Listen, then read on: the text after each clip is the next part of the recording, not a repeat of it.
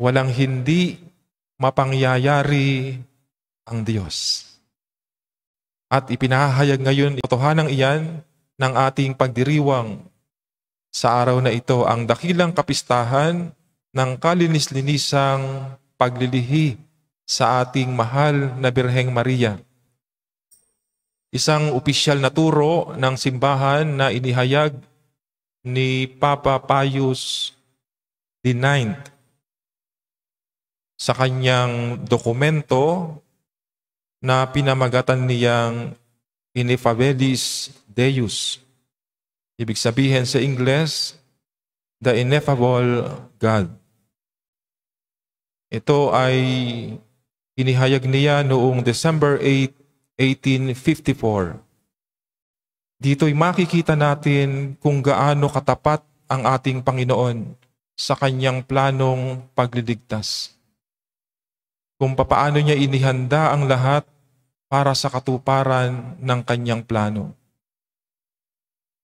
Maaaring hindi natin matularan ang kalinis-linisang paglilihi ng ating mahal na Birheng Maria sapagkat iyon nga ay tanging sa kanya lang ipinagkaloob.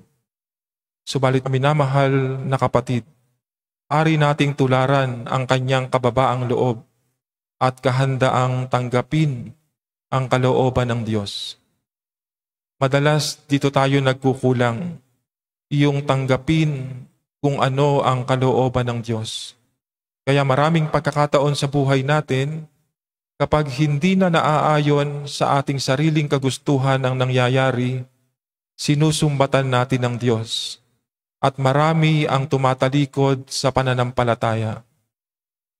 Subalit ngayon ay pinaaalalahanan tayo ng Diyos upang muli ay pasiglahin ang ating pananampalataya na walang hindi mapangyayari ang Diyos.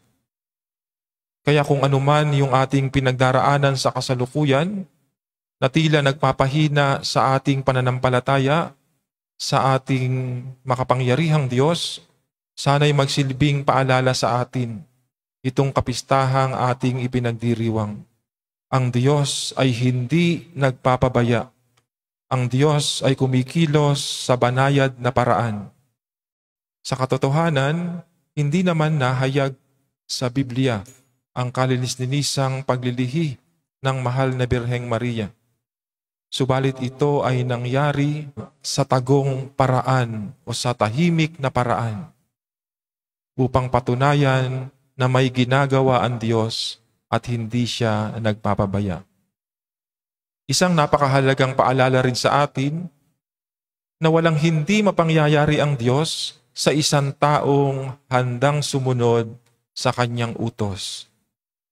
Kaya nga nagkaroon ng katuparan ng plano sapagkat nahandang makipagkaisa ang mahal na Birheng Maria sa takdang panahon na inihayag na sa kanya ang kanyang gagampanang kampanin sa planong pagliligtas. Mga minamahal na kapatid, bawat isa sa atin ay mahalaga sa mata ng Diyos. Bawat isa sa atin ay may kanya-kanyang misyon na gagampanan. Hindi lamang para sa kaligtasan ng ating sarili, subalit upang maakay din natin patungo sa kaligtasan ang ating kapwa na hinahayaan ng Diyos na ating makasalamuha. At ang lahat ay magaganap kung tayo ay handang sumunod sa utos ng ating Panginoong Diyos.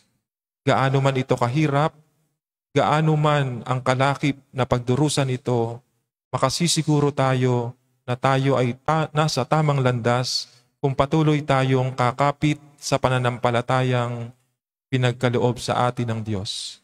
Sa ganyan diwa, mga minamahal na kapatid, magsilbi nawang magandang halimbawa ang ating mahal na Birheng Maria, ang kanyang buhay, ang kanyang kahandaang sumunod sa kalooban ng Diyos.